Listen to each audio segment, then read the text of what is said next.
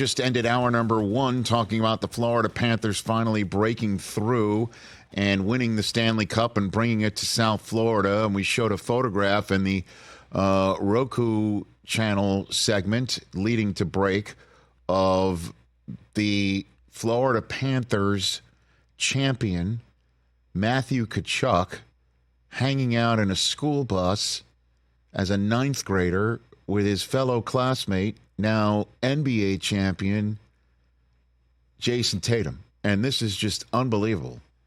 And so the only thing that's left right now is to keep this St. Louis flow going and welcome in from that city, now with the Los Angeles Rams, Kyren Williams here on the Rich Eisen Show. Good to see you, Kyren. How are you? I'm good. I'm great, actually. It's good to see you, too. Thanks for having me on the show. You bet. Was that an appropriate introduction, Kyren? Oh, yeah, that was great. You could have did it better right there. You could have did it better. Right, because there's, in that photograph, there's a Stanley Cup champion and a Larry O'Brien champion. We just need to add Vince Lombardi, and we're good, right? We're good, yep. And that's the plan for this year.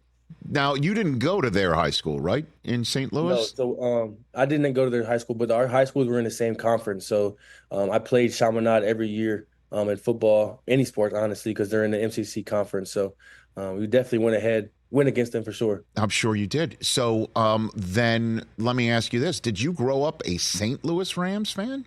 Oh, yes. 1,000%, yeah. Okay. Actually, one of my good friends, one of my Little League coaches, he had season tickets to all the Rams, obviously the Rams games, and every home game we were there, and we were like 3 rows up, and so like when the players came off the field, we were down there screaming like, "Can I get your gloves? Can I get your cleats? Can I get anything?" Honestly, so I always spend a lot of time at Edward Jones Dome, and so it's a surreal moment, circling back, and I'm with the Rams now. So, what's your favorite memory of watching a game there, other than just asking for somebody's pads or gloves or something like that? Kyren? Yeah, for me, it was meeting Steven Jackson, and I met him like multiple times. I was down there for an event one time where I was able to take an up close picture with him and get an autograph. And also like one of my Little League teammates, Isaac Tinoisamoa, his uncle Pisa Tinoisamoa, played for the Rams during that time. So like after all the games, we would go back to the locker room, and so I continue to keep meeting Steven Jackson, and that's like the vivid memories I have, like just being so like shocked and like just amazed that like I'm around NFL players. This is where I wanted to be. So having those experiences as a little kid, I was in awe. So then walk me through the night of, or the afternoon of the 3rd day of the 2022 draft, and your phone rings, Kyren. Yeah, it was stressful, honestly, because I wasn't bad in college, so I thought I was going to go higher up, and then what I did, so it was a lot of stress. Those three days, man, that was the most stressful days I ever had in my life. But I'm glad it's past me.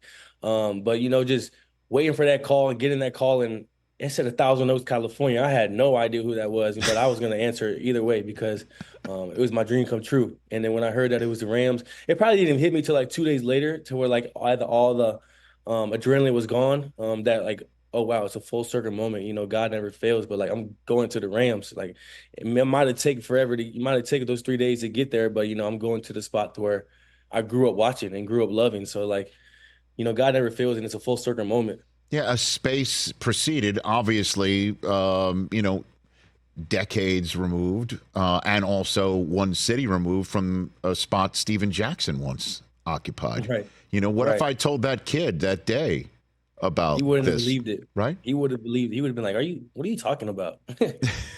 He wouldn't have believed it for sure. Did the game slow down for you last year, Kyren? Oh, yeah. Yeah, 1,000%.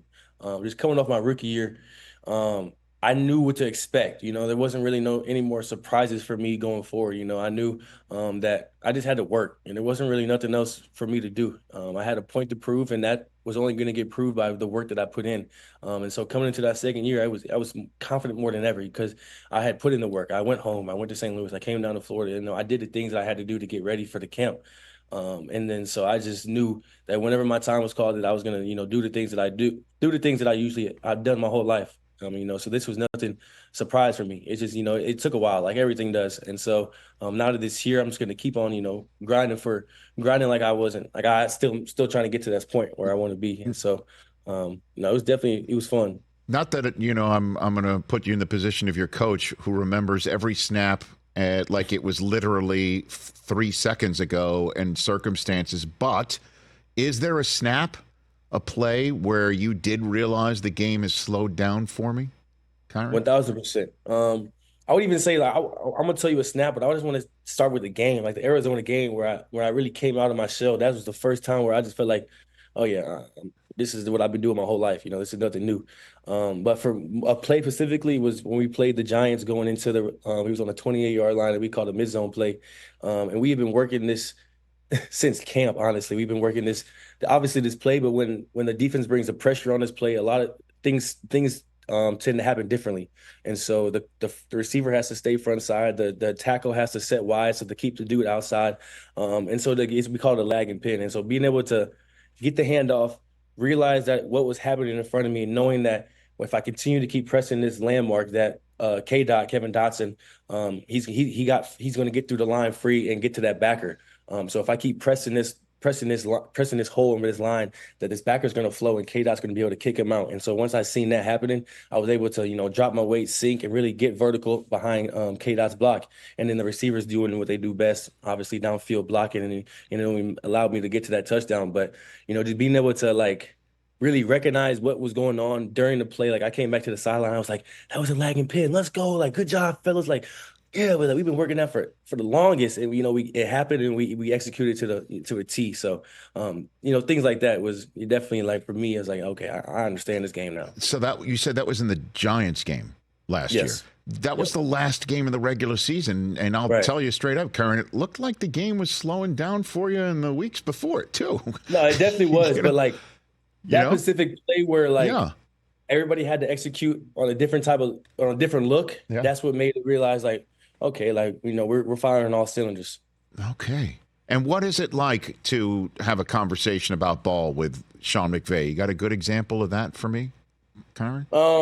I mean, it's not really what it's like. So like I said, he's going to pull up a play, whatever he thinks of from last year on a 20-yard line, the right hash going towards the scoreboard, or going towards the end zone. But it's really just breaking down, just kind of just explaining to him how I'm thinking. And then he's going to be able to explain it to me how he thinks, because, his terminology doesn't really like he's smart. Like he knows the game. He obviously he's a very masterful mind person when it comes to this football game. So not everything that he says, I'm gonna understand. And so it's to me to go ask him like, okay, this is what you wanted, and then that's how he explained this to me, and then I'm just going from there. But I think Coach McVay, he's great at being able to be like talk like to the Matthew Staffords, but then talk to like rookies as well, and get them to understand the same things. What's it like being in the huddle with Nine? Oh, it's great. It's awesome. Like he's a dog. He's an absolute dog. Like I remember just last year, just like during a couple of times, specifically that Indianapolis game where he's literally hobbling to the line and he's going on a winning drive to go win the game. And so being around guys like that, right, it leads you to only want to be great. It leads you to not only want to live up to those expectations that he's doing it. If he's doing it, then why am I not doing it? And so like he's one of the, if not one of the greatest quarterbacks to play this game. And it's a blessing every time to go, just take the field with somebody like that. Well, what's your goals for this year? I mean, again, last year you had a breakout season. You went to the Pro Bowl games the weekend, right? Mm-hmm. And you got that experience under your belt. You played in a wild playoff environment, in a dynamite, like in the best game of wild card weekend. I know it did not go your way in terms of the final result, but there was a lot you put under your belt last year, Kyren. I'm wondering what your goals are for 2024. Honestly, it's just growing off of what I did last year, and being a leader out there on the field, being somebody that people can come to, or people can just watch and observe and see what they need to do to be successful. And it really, like I said, it really doesn't take much. You got to be dedicated. And you got to work every single day to get to where you want to be, and knowing that the end goal is not going to happen tomorrow, or it might not happen the next day, but eventually if you continue to keep working each and every single day, that's going to get to where you need to be. So for me, it's just living by that, just picking off what I did last year, being able to create more explosives in the run game, and also being able to create more explosives in the pass game. Like I'm super excited that we went to go draft Blake Corum, somebody who can run the ball very well. And hopefully it allows me to get to the slot or allows me to just run routes out of the backfield so that I'm able to, be able to showcase my skills in the game and that I have for this game. It's interesting you mentioned, the rookie that was just drafted, and I'm a Michigan guy, Kyren, so I know him and who he is as a person, and obviously as a terrific warrior on the field. 22 and 23 and 22. That's the depth chart right now, right? They're 1 and 2, baby. Yeah. So what do you guys talk about what you can do together as a unit? Kyren, those conversations being had? I know obviously we talk together what we can do as a unit, with every guy, myself, Ronnie, Zach Evans, Boston Scott, even Blake Corum. Like, we all talk about what we can do as a whole.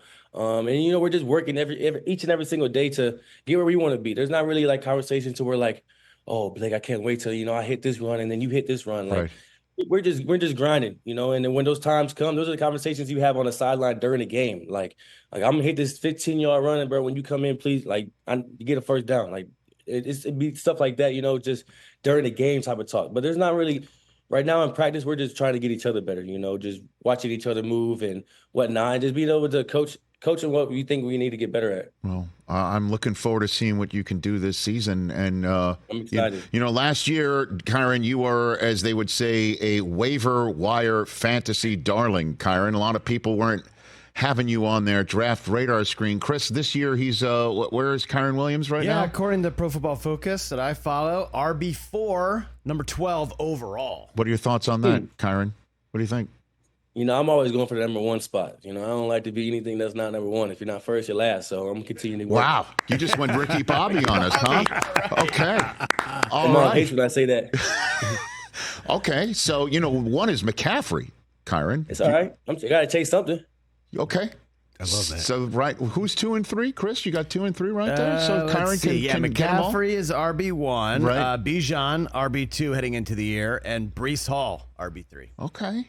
Young guns. Young guns. You got this, right, Kyren? You got Ain't this. nothing but a little work. That's all it is. Okay. Very good. Kyren, what a pleasure to chat with you. Say hi to everybody up there in Thousand Oaks, where you now know who's up there. Yes. And let's connect throughout the season. Total pleasure. For sure. I appreciate you again for having me on the show. You bet, Kyren, and hopefully maybe in person next time. Let's get you here. Hey, why not? Hey, if I'm out in LA, I'm down. Let's do it. That's Kyren Williams of the Los Angeles Rams. He wants what Matt Tkachuk and Jason Tatum have, which is a trophy from St. Louis. Kyren Williams right here on The Rich Eisen Show. Good to chat with him. Catch The Rich Eisen Show every single day on the Roku channel, 12 to 3 Eastern, for free.